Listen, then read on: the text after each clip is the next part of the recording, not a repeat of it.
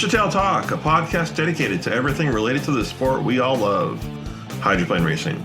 I'm your host, David Newton, and it's time once again, so sit back, relax, and welcome to Roostertail Talk.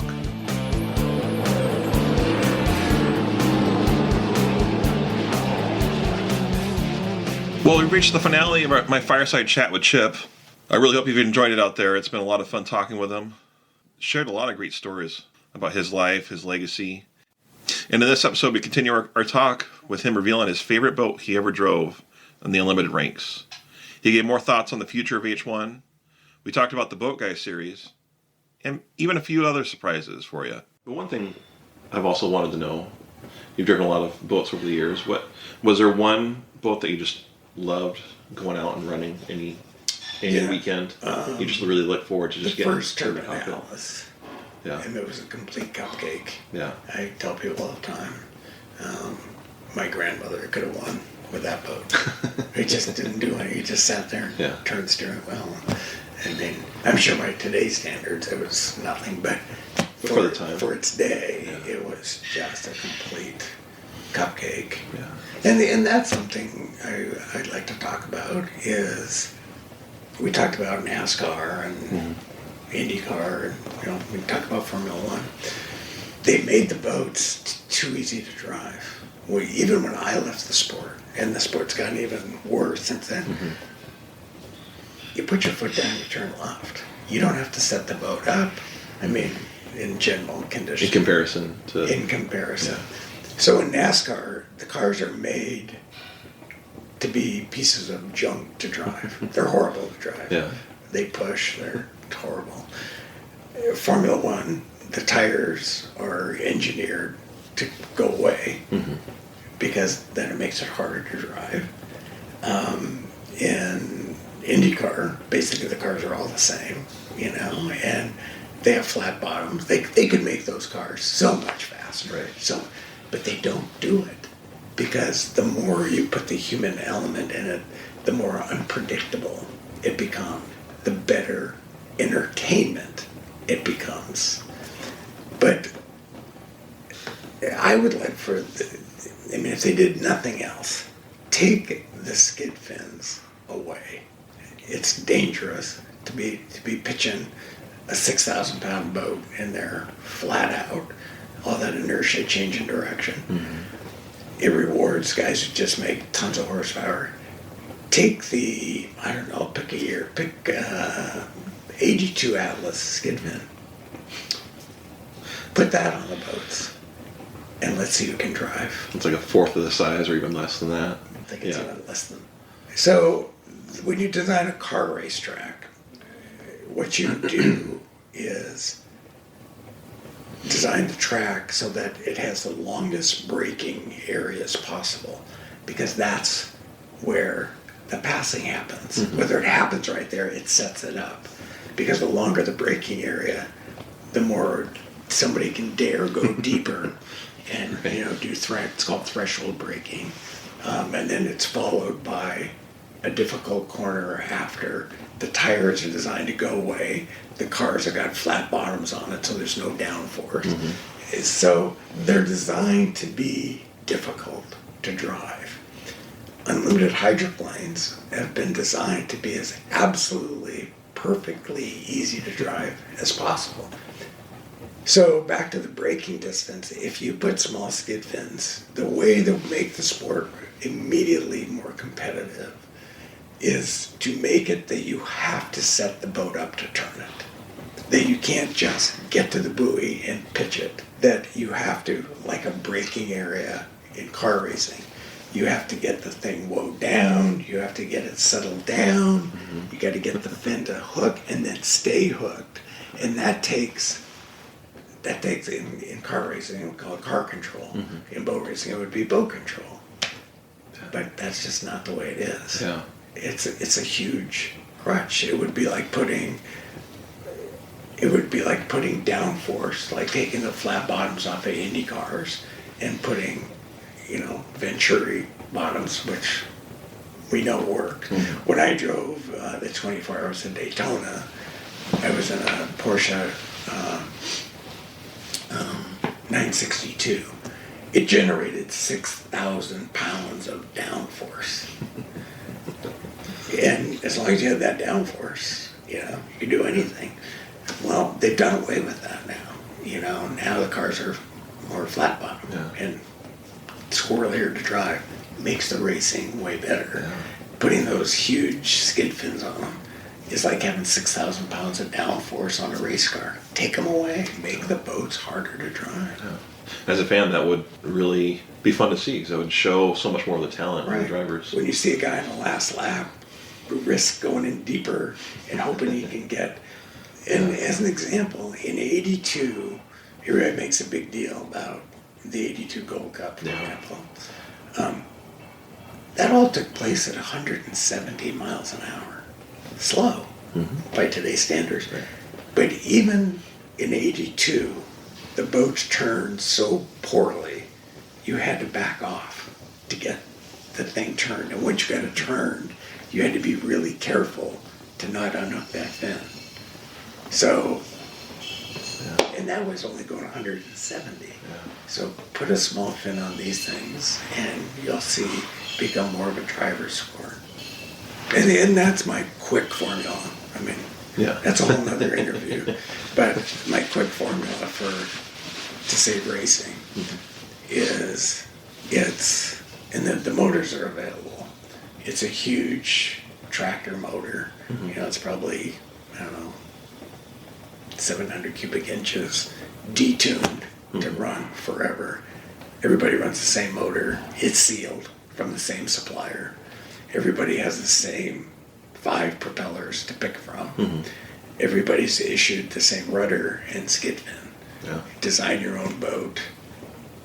And there you go. That would be. I can go into much more detail, but basically, a sealed motor that makes a lot of noise, that's such big displacement, it's detuned to last. The supplier is there. If you heard a motor, this gives you another one. You lease a motor program for the year.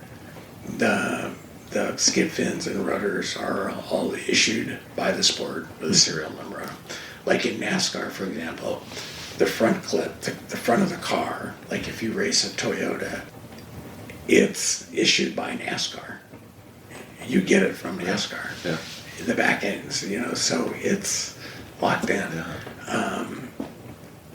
You make them harder to drive, make them simpler, make them louder, and make it so when you come into the sport, you can be a complete moron as an owner and not buy the wrong stuff. Right. You're not going down the wrong path. You're not going down the wrong path. Well, you said something there too, is bringing the noise back. And how many fans out there do you hear that from every time you go to a race? We want to hear the noise. Today, or starting when we started running the turbines. So that's a good question. We won the first championship with a turbine in '84. I think 84.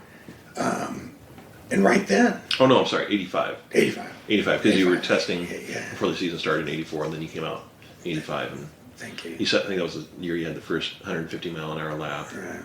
So And right then, people were complaining. Yeah. And so was I. But it was just, I thought it was just a step to get to another.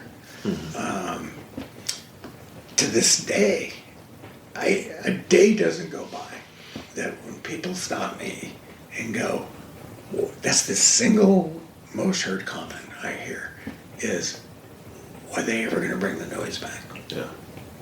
And the sport is, no pun intended, deaf to it, Well, when the customer is telling you what they want, and you go, no, you're going to get what we give you. We serve horrible liver and onions, and by God, that's what you're going to eat. Well, I wouldn't be shopping there very much, would I? No. I mean, it's funny. You got to give the sport credit in that it's still here. So back to our little restaurant liver and onions analogy. So if you had a bad restaurant with bad service that served bad food with a bad location, and people still kind of kept coming, what if you change the location and you change the food and you improve the service? So the sport has proven, and you don't have to be a rocket scientist, it's something that happens at the beach in the summer. Yeah. So, if you want to watch a car race, it's not pleasant. You're out in the middle of nowhere. Mm-hmm. It's like standing on the side of a freeway. We have a sport where people can drink beer at the beach with something to watch. Yeah. So what if we made it really good to watch? So there is a business there. There is a business. Back to what we said earlier with leadership, inspiration or vision, and capital. People ask me all the time, would you ever own a race team? No. Why would anybody own a race team? Would you like to be an owner of a brand new sport?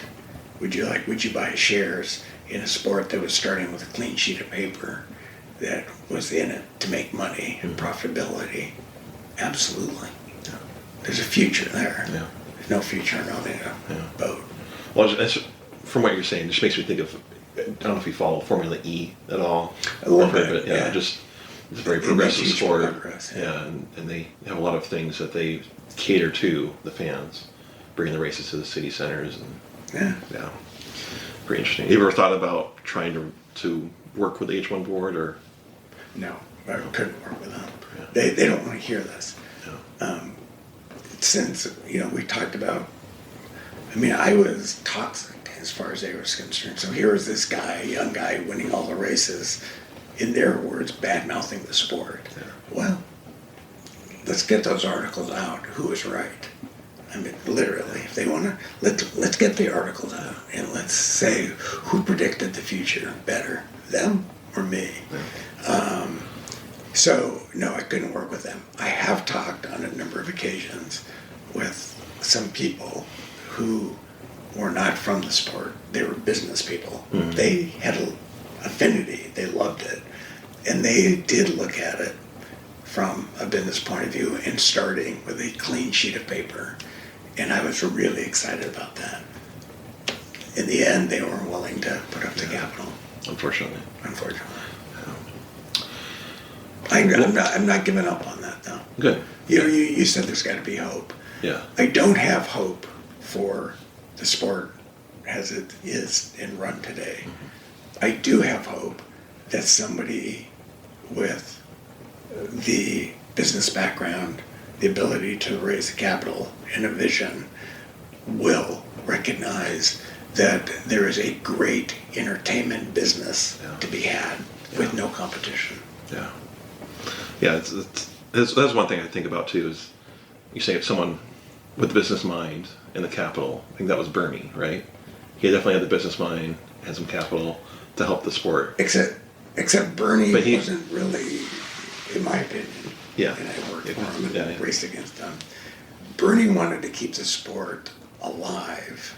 I always made the analogy that Bernie was the guy that back in the Depression brought a fighter into town, and then he'd pay people $100 if you could get in the ring, and of course nobody could because the fighter was a really good fighter. Yeah.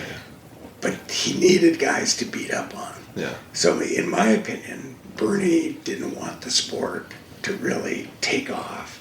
He wanted it to stay alive, but not too big, so he could control. Yeah.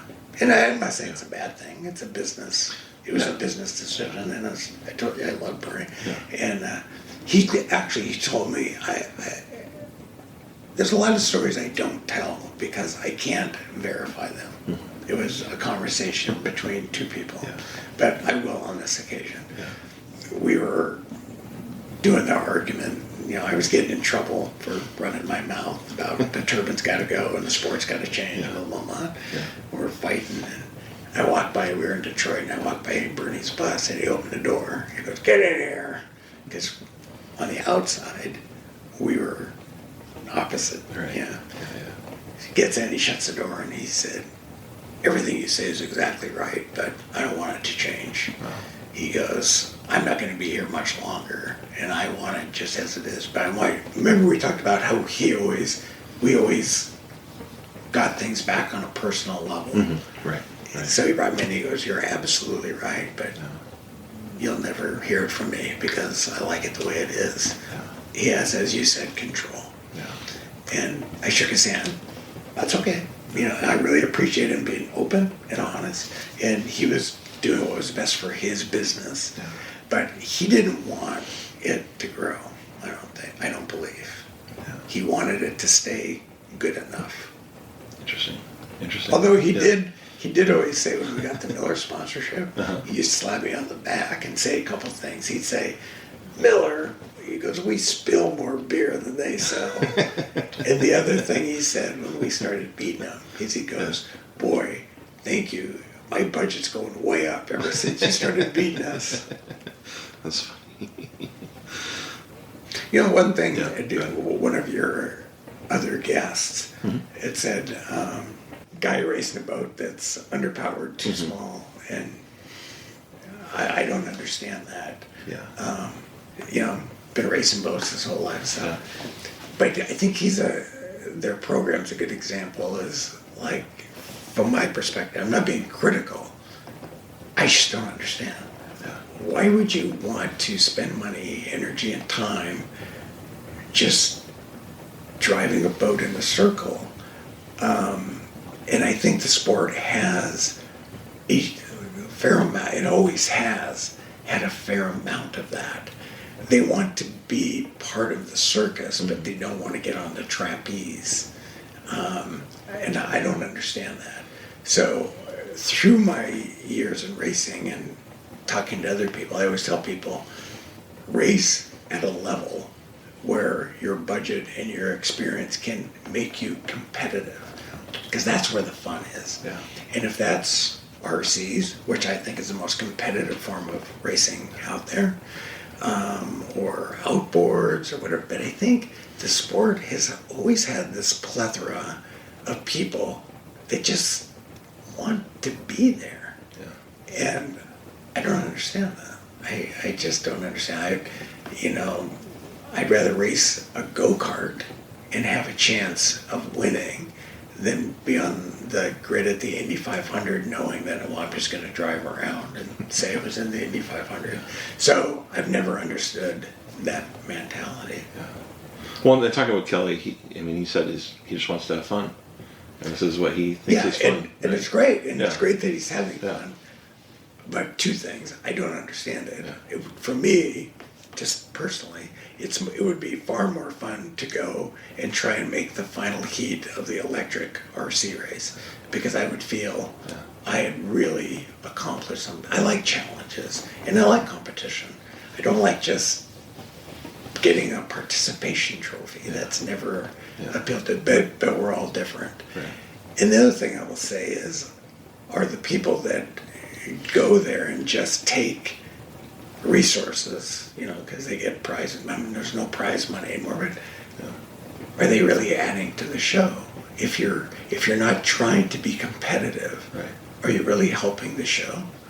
If you're putting a baseball team out there and you really don't care about trying to win, not winning, but just trying to win, are you really doing a service to the sport?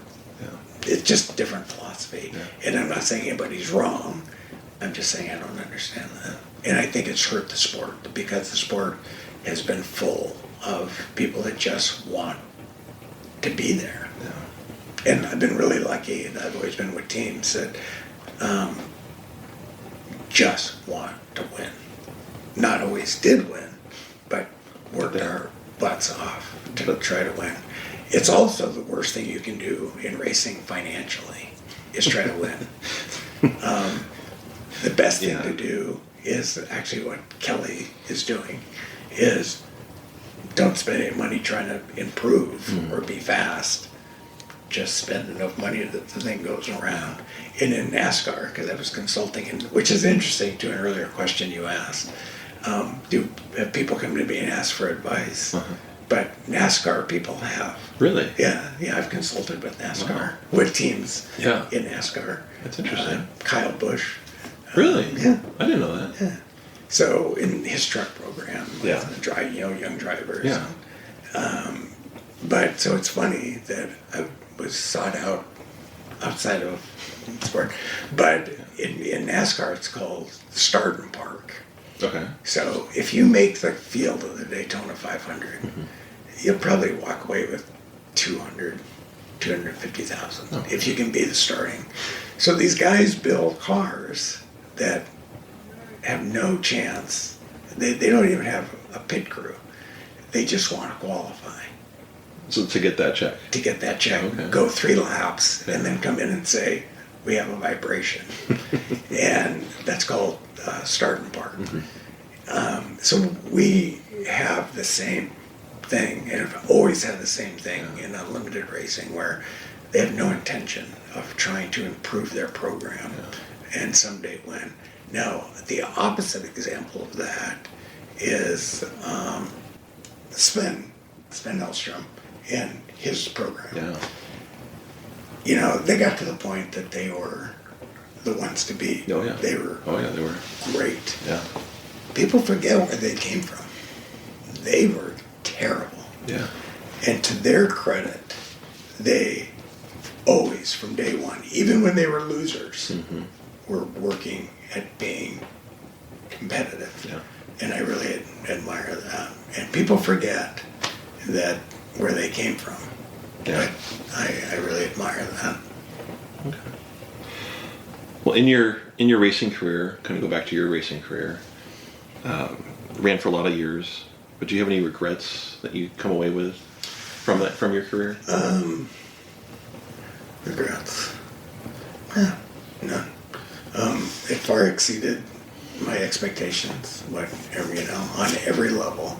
I mean, little things, nothing. But no, I have no regrets, and there's not an hour that goes by in my days now that I don't pinch myself and go, how did this all work out?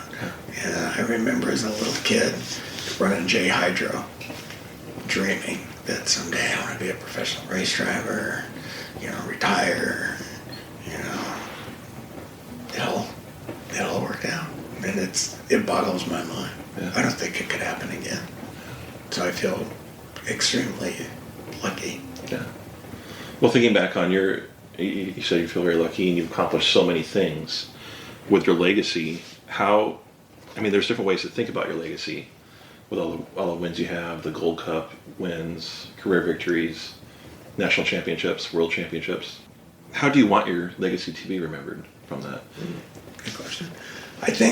I would hope that the people that I work directly with feel that they had the right guy at that time. That's all that matters to me. Yeah.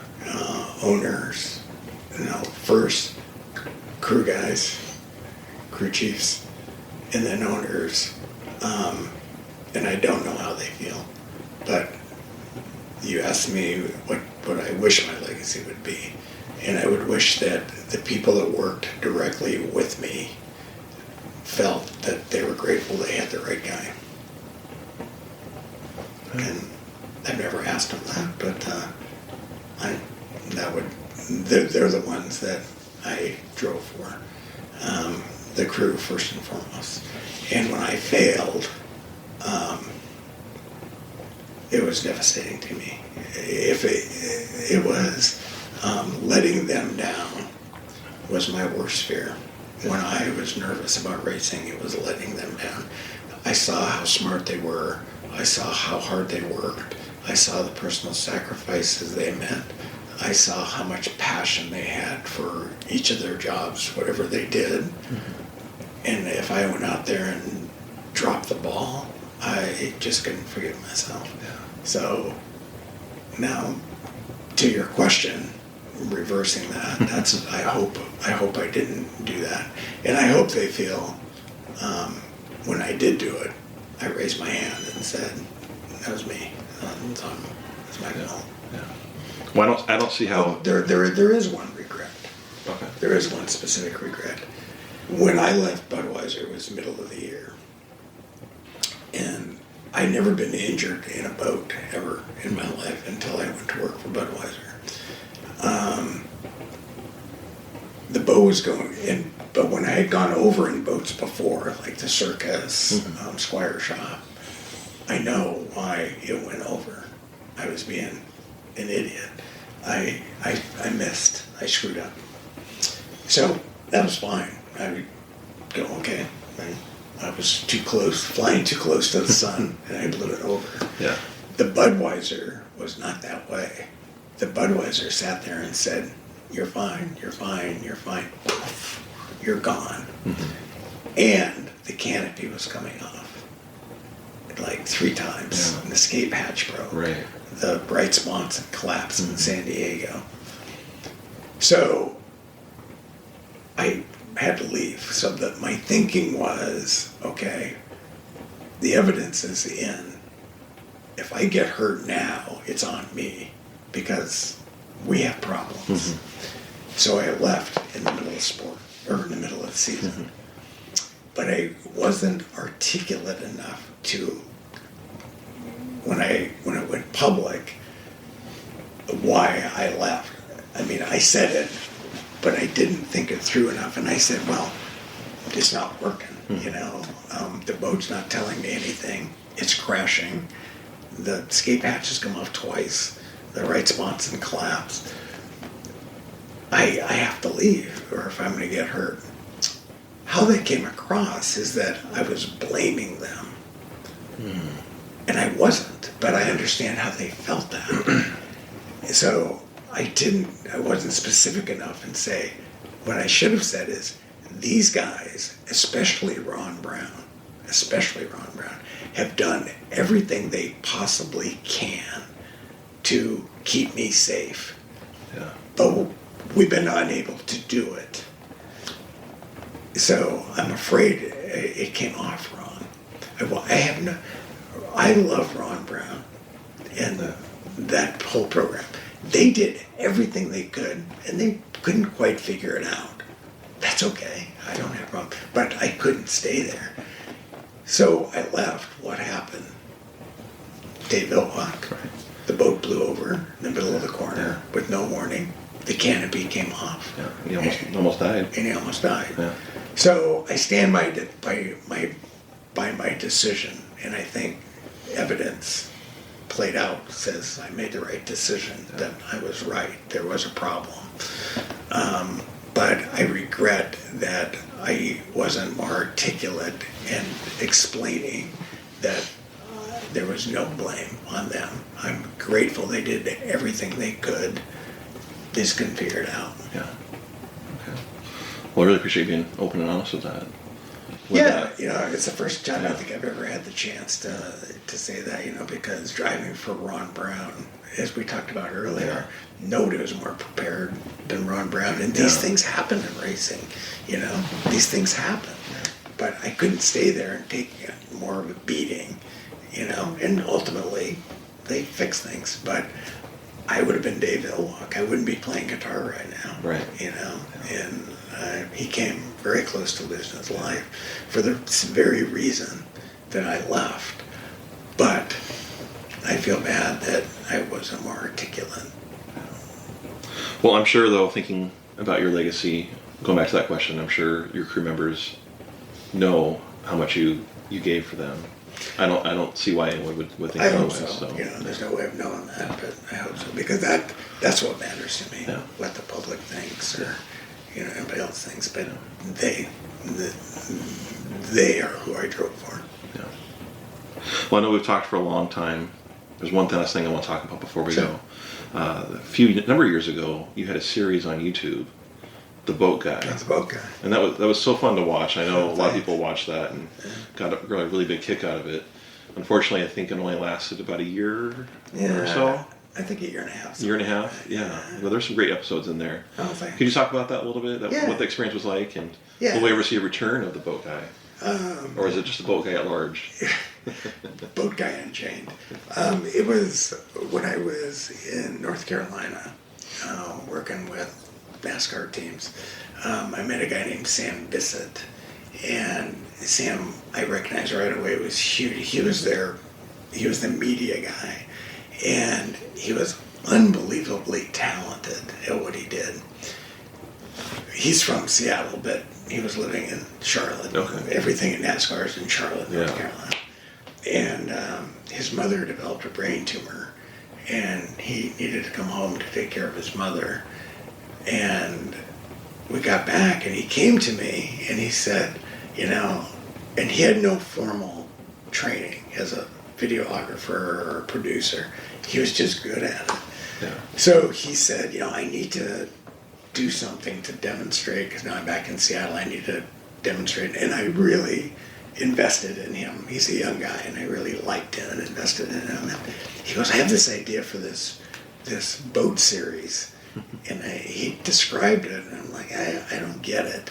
And then he said, well, have you ever seen Cisco, the guy about gardening? And he goes, think of Cisco, but for boating.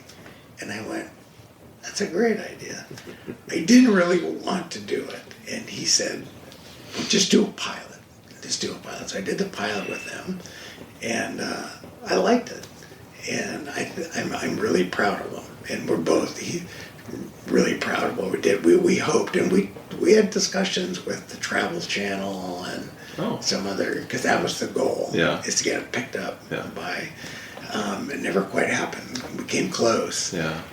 But our major sponsor was Ranger Tugs. And the whole real purpose of the boat guy was to demonstrate Sam's Bissett's ability. Mm-hmm.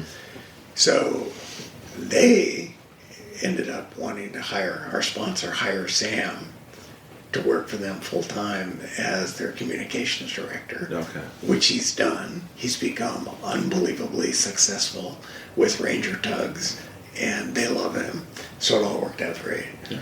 But to this day, I'm really proud. I left a Husky game. Our idea of the boat guy was to basically show a lifestyle that in Seattle, that even though it's something you can do all year, people golf all year, they ride bikes all year, but for some reason people just stop boating. So we wanted to push this lifestyle.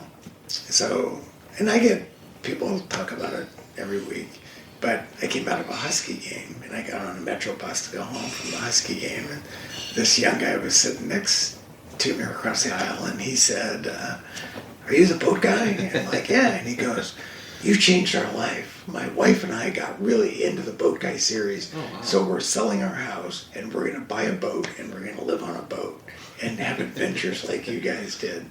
And I went, oh, really? So you're a boater? He goes, no, never boated at all. But you guys look like you were having so much fun. Wow. So I felt like mission accomplished. Yeah. You know, so, and it is nice when people now, and it's funny, I would say as many people now approach me, you know, just out in public about the boat guy as do about hydroplane racing. Really? Yeah. So that's how big of an impact it had in the Seattle area. It got pretty popular. Yeah. But it was a ton of work, and without getting, you know, we had financial backers, but when it didn't get picked up. On the other hand, when I look at some of the stuff that is out there, I think we should have got picked up. Oh yeah. Yeah, I think we did a good job. Yeah, that was a lot of fun to watch and keep up with. So. That's good to hear. Yeah, I mean, hopefully, Travel Channel will wake up one day and give you a call. It was those days. That boat has sailed, but I'm glad you liked it. All right. Well, I really appreciate your time, Chip. It's been a lot of fun talking with you. It is. I got to talk about things I've never talked about anyplace else. I really enjoyed it. Well, maybe you can come back for another future episode, and we can that'd be great. dig up more things. And I challenge anybody to go try and beat you in a RC hydroplane. I stand by it. It's the most competitive form of racing there is, and you're very good at it. Well, thank you. I try to be. And it's a lot of fun. And you're a great competitor in that. You're really good at it. You work hard at it, but you never get wound up or pissed off. No. You never do. I mean, it's. I look at it as a hobby, but it's more than that to me. Yeah. It's a legacy with my father because he started scale hydroplane racing in this area in the early '70s. So it means a lot to me. And it's really embedded in my family with that. But and the other thing that's fun to see, because I know a lot of your competitors and how tight you guys really are. Yeah. I mean, you guys are really You Oh, yeah. tie you threw out the word family with unlimited racing, but I never see it any place more than you see it in RC boats. Yeah, it's one big family. We get together. But then you out there and you all race hard. You all, back to what we were talking about, people not trying to win, which I don't get. You guys are all trying to win. Oh, yeah. You drive hard. You test. You practice. You try to upgrade your equipment. Yeah. You guys are tough. We play a lot of mind games now. Or at least I do. Yeah. There's a reason I never do it, because I know I'd get my butt kicked. Well, maybe we can get you Taki to come out this summer and maybe you can mentor my driving coach, or be my driving coach, or be my PR guy. It'd be the other way around. Be a PR guy. Yeah. Yeah, that's one thing. If we stick in there somewhere, there's one person that played a huge role, because I changed teams and the guys. But there was one guy that was constant through everything, and that's a guy named John Love. And he, from the very beginning, from Barney Armstrong day, he's from Detroit. He's an attorney. Was an attorney. He now works for Michelin. Does all of their tire racing in North America, overseeing their communications. He was truly instrumental in guiding my career and being with me through the whole thing. Yeah. And the funny story about John was, I took him with me wherever I went. I mean, if you take me, you're taking him. And he was the PR communication, but it was really more than that. Yeah. So we got to Miller, and it was owned by Philip Morris. And they were in NASCAR and IndyCar. And I got a phone call from the director of sports marketing from Philip Morris. And he goes, Chip, two things, good news and bad news. What do you want first? And I said, give me the good news. And he said, John Love is the best we've ever seen, because he was handling my Miller boats. Okay. He's the best we've ever seen at this game. The bad news is he's too good for you. And we want to take him to Roger Penske. Oh, gosh. And I was really happy for him. Yeah. And he went with Roger and won Indy 500s with Roger. And goes to Lombard. He's done unbelievably well. He's really, really talented, really, really smart. Did a lot in guiding my career. And I'm just hugely grateful for John. Wow. Well, fantastic. He'd actually be a great interview for you, because he started with, his father was the promoter of the Detroit race way back. Oh, wow. Okay. Then he worked with the U.S. team, just John did. And then I talked him out of quitting being a lawyer and said, I think you're the right guy in the right time, and then motorsports is going to take off, and you're perfectly positioned. And he did it. And it's worked out really well. Really proud of him. Well, I love hearing these stories. And there's so many of these stories you don't really hear. That's why I'm doing this podcast, so you can get those stories out to the fans. You're doing a great thing. Yeah. You're doing a great thing. It'd be great to have you talk to John, because he can go back to the beginnings of Detroit, the Miss US team, George Simon, Tom Deave, me. I mean, he's a wealth of information. Yeah. Well, I hope to have him on an upcoming episode. All right. Well, thanks for having me. Yeah, thank you so much, Chip. I want to thank Chip Hanauer one last time for spending the afternoon with me and talking hydros. I hope to meet up with him again this summer and continue our conversation. But looking to the future of the podcast, I am a school teacher, and right now schools are closed. It's kind of a scary time in the world with the threat of COVID-19. I'm not sure what that means for my job, but I'm dedicated to keeping this show moving forward. I have a couple of interviews lined up, which I'm excited to announce once they have been completed, as well as some other fun things to pull out of the archives. But in the meantime, to my listeners out there, I want you to know my thoughts are with you. I hope that everyone out there is safe. Make sure you wash your hands and practice the guidelines to keep each other safe with the threat of this virus. Well, I hope you've enjoyed our episode. Make sure you come back next week to listen to our next episode.